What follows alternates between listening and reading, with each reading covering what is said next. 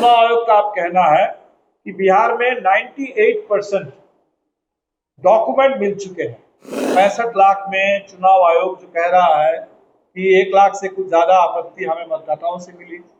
ये चुनाव आयोग क्लियर नहीं कर रहा है कि फॉर्म 6 जो मिल रहे हैं, ये फॉर्म 6 बिल्कुल नए 18 साल वाले मतदाताओं के हैं या ये फॉर्म 6 उन लोगों के हैं जो 60 साल, 70 साल, 80 साल के, जिनके नाम आपने काटा गलत तरीके से।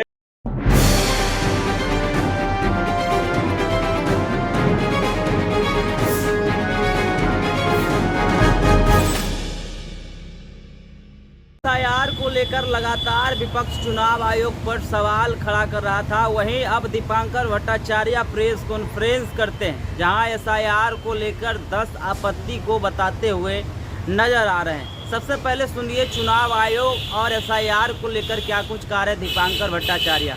बस 31 अगस्त तक मेरे ख्याल से ये समय तो बिल्कुल बढ़ना चाहिए और ये एक मतदाता के अधिकार का सवाल। दूसरा, इसके बाद कल चुनाव आयोग की ओर से एक हमें एक डिक्लेरेशन मिला कि चुनाव आयोग का आप कहना है कि बिहार में 98% डॉक्यूमेंट मिल चुके हैं। तो ये हमें लगता है कि बिहार में जो आंदोलन शुरू हुआ एसआईआर की शुरुआत के तुरंत बाद, ये उसकी दूसरी बड़ी जीत है।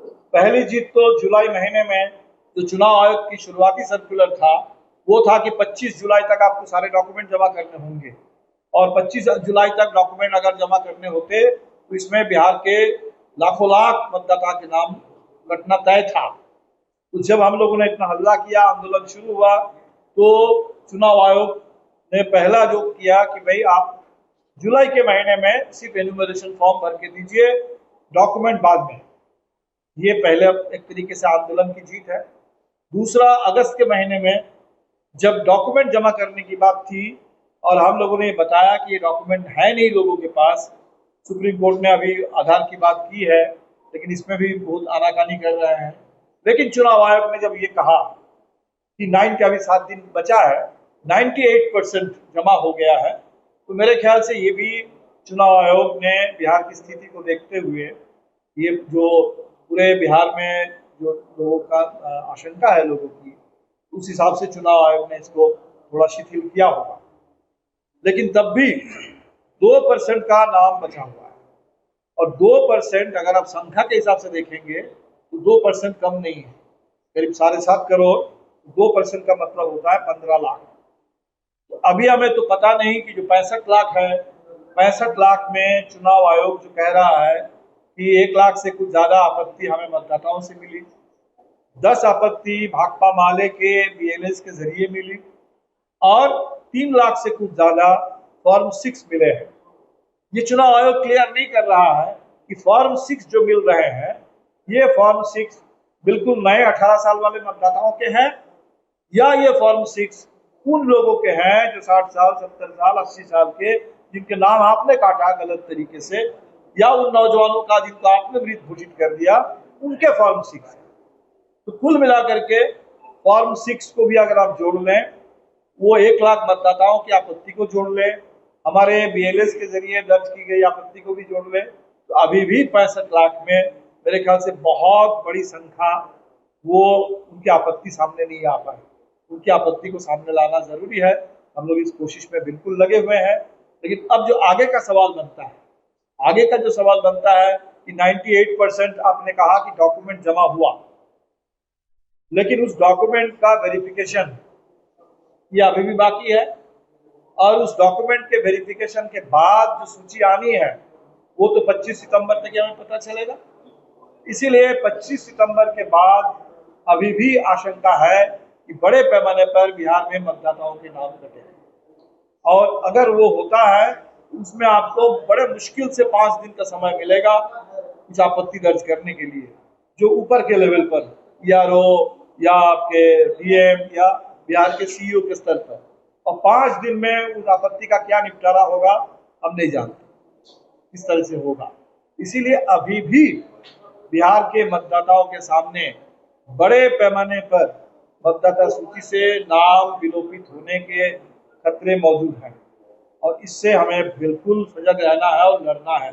यात्रा जो हमारी चल रही है, आज एक दिन का बीच में गैप है, कल अररिया तक हम लोग पहुंचे थे, कल सुबह सुपौल से हम लोग फिर शुरू करेंगे। तो यात्रा का जो संदेश है, एक बात तो पूरे बिहार के हर कोने तक पहुंची है और बच्चा बच्चा भी कह रहे हैं कि वोट चोर गद्दी छोड़। ये एक तरीके से बिहार से लेकर के पूरे देश में ये नारा गूंजने लगा। ये बात तो गई, एक आंदोलन शुरू हुआ है, लेकिन अभी भी हमें लगता है कि लोगों को इस बात के लिए तैयार रहना होगा और कदम कदम पर लड़ना होगा।